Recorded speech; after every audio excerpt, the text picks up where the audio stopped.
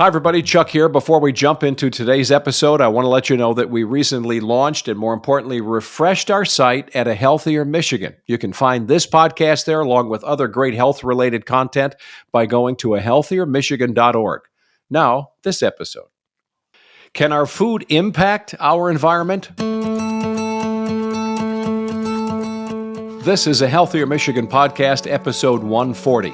Coming up, we discuss ways we can reduce our carbon footprint through our food.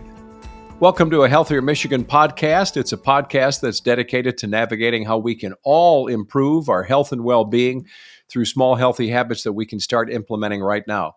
I'm your host, Chuck Gaidica, and every other week we'll sit down with a certified expert to discuss topics that cover nutrition and fitness and a lot more. And on this episode, we're diving into the impact that our food can have on our environment, not necessarily vice versa. With me today is registered dietitian for Blue Cross Blue Shield of Michigan, Shanthi Appelö. Hello, Shanthi. Hello. Thanks for having me. Oh, good to have you back. This is an interesting topic, and I know it's one that you think about a lot. In recent years, there's been this focus on the impact that various sources, from energy to the car that we drive and all kinds of things, impact our environment. But even food has been said to have an impact. So if we want to sustainably reduce the effects of our carbon footprint, our impact on the environment, how do we go about this relative to food? Yeah. So I think the first thing to understand here is that there are so many different steps from our food being grown to it hitting our plate, right? So basically, us as humans do a lot of different things that produce these greenhouse gases, right? Carbon dioxide, methane. And as a result, these gases trap the sun's heat. Now, when we think about food, it is grown, it is then processed, it is transported, it is distributed, it's prepared, it's then consumed, and then, unfortunately, a lot of it's wasted. So, there are so many different steps in food production that then lead to these greenhouse gases. For example, just the production itself is 68% of food emissions. And then the transportation is 5%. So you can kind of understand how different processes have a different impact. According to the United Nations, a third of all human-caused greenhouse gases are linked to food. That's interesting. So that includes everything, transportation, packaging, machines that have to be built to run that stuff, right? It's everything. Yeah, everything is about 1/3 of all the greenhouse gas emissions that's related to food. So then we think about, well, we eat food every day. And so what can we do on an individual level? And I think some of the things that we have to understand first is how different foods impact the environment. So for example, the biggest piece of our greenhouse gas emissions related to food are going to actually be agriculture and land use. For example, beef, meat in general, so red meat, is going to have the biggest greenhouse gas emissions when we compare them to other foods. So, for example, we're maybe comparing them to nuts, we're comparing them to chicken, things like that. So, first of all, just the fact that cattle has to feed off of things and then digest it, that can produce methane, like their byproducts, right? We use fertilizers whenever we are, growing crops for the beef to then feed off of. And that uses nitrous oxide, which can then produce greenhouse gas emissions. And then, there's a lot of other things, like when you're burning the crop residues and a lot of things that I think are difficult to kind of wrap our head around. But anyways, when it comes down to it, certain foods do have this greater impact. And yet we have to point out that this isn't an anti-beef or anti-anything. We're trying to impart some interesting information, because if some of this other production stuff that's tied to free range, versus free range, where we literally can drive somewhere right now and go get tomatoes, or we can actually walk to a farmer's market and get them. We actually have the ability to cut down on some of this stuff that contributes to the process, right?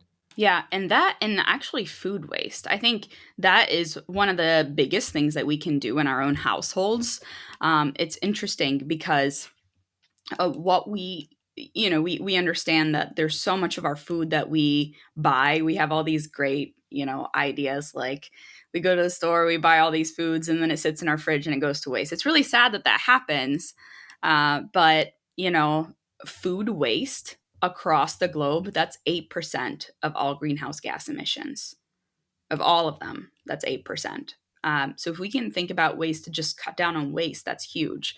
And I think it can be, it's interesting because we may not understand how food waste relates to the equation. But basically, whenever we dispose of foods, it goes to landfills, and then it sits there and rots, and it produces methane, which is a greenhouse gas. So in that way, it can impact our carbon footprint. Yeah, and it seems like, even this time of the year as we're heading into fall, there's still lots of great harvests that are coming, right? I mean, it's so this notion of getting involved in something as simple as freezing forward, right? I mean, my brother grows crazy amounts of blueberries and now he's getting a crazy crop of peaches. Well, they're already freezing 10-pound bags of stuff just to kind of think about the next winter, whatever the season is, they want to open it up and make whatever they're going to make. And I think for me personally, that's been a big eye opener for cutting back on waste. When something is in harvest, it's actually in season and I like it. Let's get it and let's figure out a way to keep it so that I can open up something and use it in the middle of February. Yeah. And there are a lot of things that we can think of too that are just small. Like, for example, when we go to the grocery store, we go to the farmer's market, and we buy the ugly produce because a lot of people don't want to eat the ugly produce and then it goes to waste. You mean an apple with a scar on it, right? Yeah. Yeah. So you can do things like that. And then, meal prepping can be a huge piece of this. So you have a meal plan, you go grocery shop based on that meal plan, and you then execute based on that meal plan so that you are using all your ingredients. I think too, like you were saying, just freezing ahead, you are paying attention to what's in your pantry, what's in your fridge. And you're noticing, okay, this is starting to go bad. Either I'm going to use it or I'm going to go ahead and freeze it now. Because in 5 days it'll be too late, or even maybe tomorrow it'll be too late. So just thinking about things like that. One of my favorite tips for herbs, I love buying herbs. I grow a few herbs, but they go bad pretty quickly once you've picked them. So one of the things that I like to do is put them all in a freezer bag. I keep like a gallon size freezer bag, and I just add the herbs as I go. And even things like carrot peels, I'll put in there. And then I'll create a stock later, like a veggie stock or a veggie broth. And like the end of my Parmesan, for example, goes in there too, like the Parmesan rind. And it's a great way to just, reduce your waste. But when you're taking the herbs you're growing, are you literally just snipping a sprig and you're washing that off and then just freezing it as it is? You're not grinding it down and turning it into powder or doing any of that. You're literally just freezing them. Right. We're literally just freezing them. And of course, like my intent is always to use them first. But if for whatever reason they don't get used, or even there are parts of it that don't get used, for example, maybe for my basil, I'm only using the leaf, I'm not using the stem so much, then I'll throw the stem in my freezer bag. Do you, so I think we know this because we've chatted so many times. Eating locally is a big thing for you, right? I mean, if you've got a farmer's market or somebody's growing at a farm stand, that's something that rises to the top of your list. Yeah. So, of course, that, cuts down on that transportation aspect of things. And of course, it supports our local economy too. And that's always something really nice to think about. Something too, when we think about eating sustainably, is that, of course, it does influence, these greenhouse gas emissions. But something else that's really great about it is when we eat more sustainably, typically that means eating more plant-based, and plant-based diets are tied to so many benefits. I know we've done a podcast specifically on plant-based diets and the great benefits they can have for us. So Yeah. not only is it good for our earth and good for our planet, but it's good for our bodies too. So when you're looking at good examples for us for sustainable foods that we can incorporate in our diets, what would you suggest? What are good places to start? What's interesting is that if we focus more on plant-based proteins, that's kind of the best place to start. So pulses and legumes are going to be great for this. We've seen in research that eating more vegetarian or more plant-based can reduce your individual carbon footprint. So something that I found, it was a statistic by U of M, and they said that if you shift one vegetarian meal per week, it could save the equivalent of driving 1,100 miles. What? Yeah, so that's That's for a crazy. year. Yeah, so if you just shift that one day a week. So meatless Mondays, I think that's a great example of how something little like that could lead to big results. Uh, another interesting statistic that they shared was that if you eliminate the transport of food for 1 year, it could save the greenhouse gas equivalent of driving 1,000 miles. So when we think about all these little pieces that add up to big things, that's a good way to think.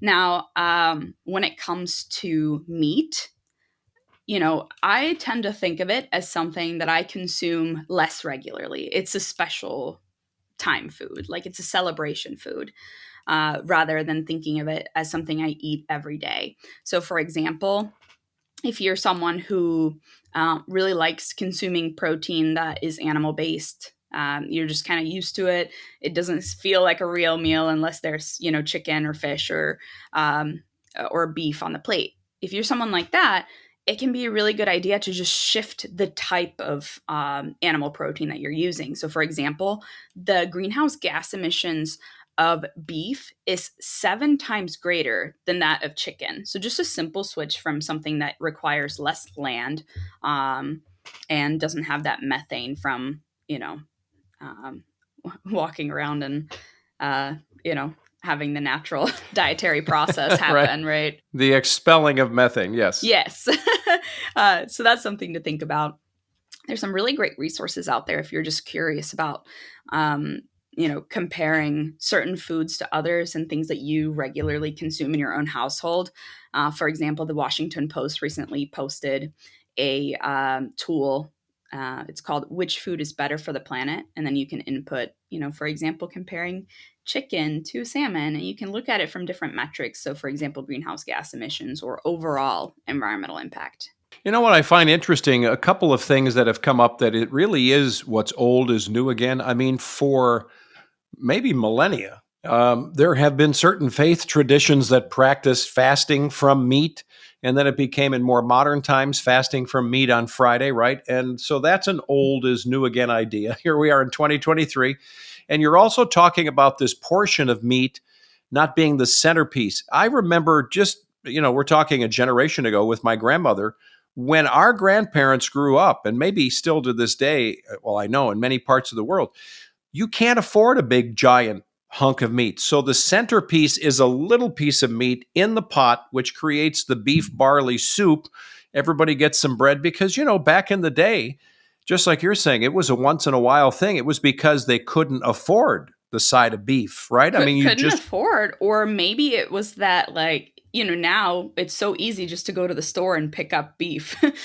Like, it's just beautifully packaged, it's cut for you, it's done this and that. And like, when we think about before, it was easy to get to the grocery store. I mean, people had to walk long distances to get to a store, and then of course, yeah, the cost of it all. And there's something else you said I think is very profound, and that is the notion that sometimes, and I have to admit I fall into this like all of us, we think that just as an individual, the impact is not going to be that great, right? But when you start talking about one meal a week, one switch to a vegetarian meal, or leaning that way, as I lean toward vegetarian stuff, um, collectively, those numbers can become staggering as far as our impact, potential impact. Yeah. And I think a good statistic here that puts that into perspective is if we look at a household's carbon footprint, food on average accounts for 10 to 30% of that. So if we just think about all the actions we take, 10 to 30% of that is food. Now, barriers, I think people think like, okay, it might be hard to eat more sustainably because, like sometimes we think of the cost and things like that. If we reframe our mindset around the cost, I think focusing on things like pulses and legumes is a great place to start.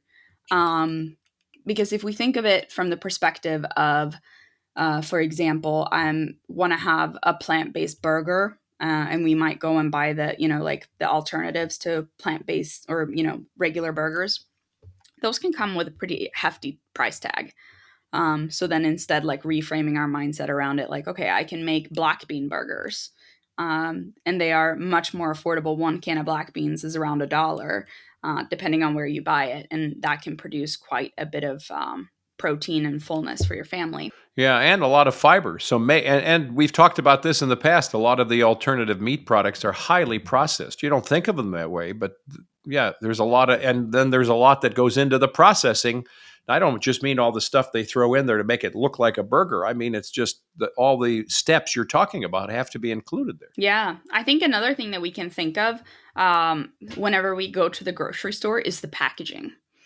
So the more packaging, the more plastic, the more, not only waste, but also greenhouse gas emissions. So something that we can do if we're comparing one brand to another is just note, oh, this has more paper or this has more recyclable components than the packaging of this product, and make the decision accordingly, of course, factoring in cost and things like that. Another thing you can do is when you go to the grocery store, come prepared with your reusable bags instead of bagging it. So I've noticed at some stores when I go shopping and I forget my reusable bags, the paper bags aren't as accessible as the plastic bags. So sometimes you just have to ask, like, hey, do you have paper bags? And oftentimes they will. And then later you can then recycle the paper bags, which is nice. So just little things like that, just, because I know sometimes at the grocery stores, the baggers are so helpful, and they're trying to bag it based on like, okay, well, I don't want this to break for you. So they're going to use a lot of plastic bags. And then, so bringing the bags is the best option. And, using those bags, and I mean, sometimes they have fun stuff printed on them. But I think when you get in that habit, and really part of this is just getting in a habit, and sometimes it's a brand new habit, but once you do something for a while, we're going to talk about that in an upcoming episode. Once you do that couple, 3, 4, 5 times, maybe you have to do it for a month to get that muscle memory, but however long it takes, all of a sudden that's just your thing and you don't think about it anymore. Yes. In my household, we always have these like 3 pretty big bags that stack that have like a tough bottom. We love those for grocery shopping, but they stack and they are in the trunk at all times in my car so that I always have access to them if I have a random grocery trip. And like you said, it's the muscle memory. After I unload the groceries, they go straight back in the car. And isn't it funny that the big box discount grocery type stores, I mean, the huge ones, they don't even offer you bags. I mean, if you want to box your own or just take it all, and so what we'll keep is some of those bags you're speaking of, the chill type bags, in case it's a refrigerated item, because we've got a couple other things to go run for. But that's really interesting to me, because think of the volume of bags they've cut back on. Definitely. Yeah, no, I think that's a good goal. So if someone's just trying to ease into sustainable eating, maybe it's not something that you've thought about before, or maybe it just seems like a big task. Like you're like, well, I'm not going to just stop eating beef, right? So I think setting small goals is a good idea. Maybe if you tend to eat more or not so plant-based, you make a goal to have at least one plant-based family meal per week. We talked about the impact that can have. You can just watch the packaging like we just talked about. Buy local when you can, especially when we're in this season, right? Like when it's either summer or fall, there's so much to take advantage of. So shop local when you can, or even grow it yourself if you can. Just, something I like to do that may sound a little silly, but like in the beginning of the summer season, I'll always buy like one thing of green onions. And then, I cut off the greens and then I just replant the base every time. And, you have green onions for the summer. So don't even have to start it yourself. Interesting. Yeah. Well, I mean, and you've got a green thumb. I mean, you grow a lot of stuff. So, and you know what you're up to. And I have a small home with not a very big yard, and I grow a lot of things in pots. So it's possible, but no, I don't know about green thumb. So this idea of one meal a week, I have to tell you how many times in my life I've eaten a vegetarian meal, and I don't know why, but it comes to mind, eggplant parmesan. If you create a meal that's tasty, and I think that's part of the key here, so it's not cardboard, right? Lathered with something else, with veggies. If you create something tasty, how many times in your life have you said, this is the most incredible meal. It's awesome. Why, where have I been with this one, right? I've done that multiple times in my life. So I encourage myself, I try to, maybe we can encourage everybody else, go for the taste buds on these things too, because once you hit a home run, your family will be like, we want that one again. Yeah, and then you feel good. You feel kind of good in your heart because you're like, oh, I'm doing something good for my health. I'm doing something good for the planet here. So I think that's great. For me personally, I'm trying to explore tofu more. That's a very sustainable food, it being soy-based. So I don't know if you're on the same journey, trying different recipes out there and different ways to prepare tofu has been a really fun task. I've never put those two words together, exploring tofu, but maybe I'll add that to my vernacular now. That's pretty good. So you want to wrap us up here with some great takeaways, because there's so much good stuff in just this time. Yeah. So I think if you're new to the journey, like we said, just take small steps, set goals, meal prep if you haven't, just start with reusable bags, and you'll realize how much easier it becomes when it becomes that kind of muscle memory. Yeah. Baby step your way in. I think it's a great idea. Well, thanks. Thanks for a lot of wisdom. Thanks, Chuck. Shanthi Appelö joining us again here on a Healthier Michigan podcast. We're glad you're with us. Thanks for joining us. It's a Healthier Michigan podcast that's brought to you by Blue Cross Blue Shield of Michigan. If you like the show, you want to know more, you can check us out on our newly refreshed website. Go to ahealthiermichigan.org/podcast. That's where you can find us. It's got a cool new look, some new features. You can leave us a review or rating on Apple Podcast or Spotify. We're now launched on YouTube, so you can find us there. You can follow us on Facebook, Instagram, or Twitter. You can get all the old episodes, all the new episodes, and take them with you as you go. On your smartphone, take them on your tablet. Be sure to subscribe to us as well on Apple Podcast or Spotify or your favorite podcast app. I'm Chuck Gaidica. Thanks for being with us. Stay well.